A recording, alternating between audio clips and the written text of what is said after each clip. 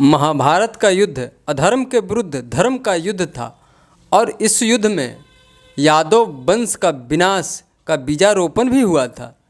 जब समूल कौरवों का नाश हो जाता है तब इसका दोषी भगवान श्री कृष्ण को मानते हुए गंधारी ने कठोर श्राप दिए थे कि भगवान श्री कृष्ण के वंश का भी विनाश हो जाएगा। पुराणों के अनुसार यदु वंश की कई शाखाएं थीं। इसमें अंधक, वृष्णि, माधव, यादव। जहाँ मथुरा अंधक संघ की राजधानी थी तो द्वारका वृष्णि संघ की। तो माता गंधारी के श्राप से यह सिद्ध होता है कि उन्होंने यदुवंश का नहीं सिर्फ कुल के नाश का श्राप दिया था। एक और कथा के अनुसार महाभारत का युद्ध खत्म हो चुका था। भगवान श्री कृष्ण द्वारका में थे। तब घूमते घूमते महर्षि दुर्वासा द्वारका पहुँचे और महल से काफ़ी दूर अपना ठहराव बनाया। एक दिन भगवान श्री कृष्ण के पुत्र सांब अपने कुछ मित्रों के साथ दुर्वासा ऋषि के आश्रम पहुंच गया और ऋषि से मजाक कर बैठा। ऋषि दुर्वासा के क्रोध से तो देवता भी डरते थे।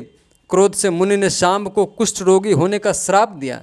फिर भी सांब नहीं माने और पेट दिखाकर बोले कि इसमें क्या पैदा होगा। तब मुनि का क्रोध और बढ़ गया और एक और कठोर श्राप दे दिया कि सांब के पेट से एक लोहे का मूसल पैदा होगा जो यदुवंश के बर्बादी और अंत का कारण बनेगा। इस मूसल का केवल बलराम जी और भगवान श्री कृष्ण पर बस नहीं चलेगा। मुनि की बात सुनकर सभी यादव किशोर डर गए। उन्होंने सांब के पेट जो गर्भवती दिखाने के लिए बनाया था जब खोला तो देखा कि उसमें से एक मूसल मिला। वे बहुत घबरा गए और मूसल लेकर आवास पर आ गए।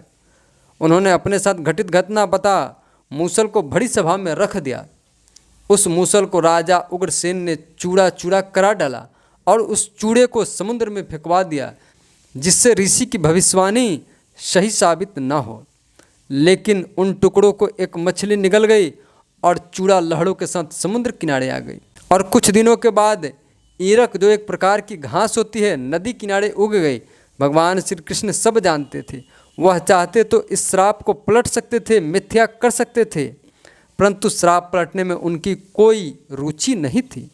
श्राप के 36 वर्ष बाद समुद्र तट पर यादवों के आपसी झगड़े की शुरुआत कृतवर्मा के अपमान से हुई थी। सात्विकी ने मदिरा के आवेश में कृतवर्मा का उपहास उड़ाते हुए कहा था कि अपने को क्षत्रिय मानने वाला ऐसा कौन वीर होगा जो रात में मुर्दों की तरह सोए हुए मनुष्य की हत्या करेगा। तूने तो अपराध किया है, यदुवंश उसे कभी माफ़ नहीं करेगा। सात्विकी के ऐसे कहने पर प्रद्युम्न ने भी कृतवर्मा का अपमान करते हुए बातों का समर्थन किया। कृतवर्मा ने महाभारत का युद्ध कौरवों के साथ लड़ा था और जीवित बचे 18 योद्धाओं में एक था। वह यदुवंश के भोजे हिरदक का पुत्र था। कृतवर्मा को बहुत क्रोध आया।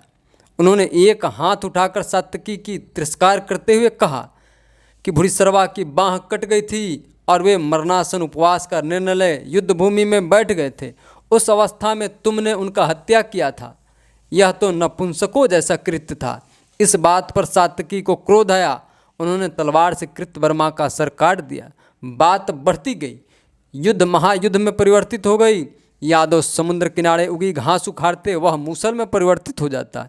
इस प्रकार करोड़ों यादवों का विनाश हो गया। इस घटना से दुखी हो बलराम जी समुद्र में समाधि ले लिए और भगवान श्री कृष्ण अपने प्रपौत्र वज्रनाभ को द्वारका का राजा बना दिया और स्वयं अपने स्वधाम को पधार गए। भगवान श्री कृष्ण के स्वधाम पधारते द्वारका समुद्र में डूबने लगी। तब वज्रनाभ शेष बचे यादवों को द्वारका से लेकर मथुरा चले गए और वहाँ के राजा बने। वज्रनाभ के नाम से मथुरा क्षेत्र को ब्रजमंडल कहा जाता है। हम आशा करते हैं यह जानकारी आपको अच्छी लगी हो तो कमेंट में जय श्री कृष्ण जरूर लिखें और चैनल को सब्सक्राइब करना ना भूलें।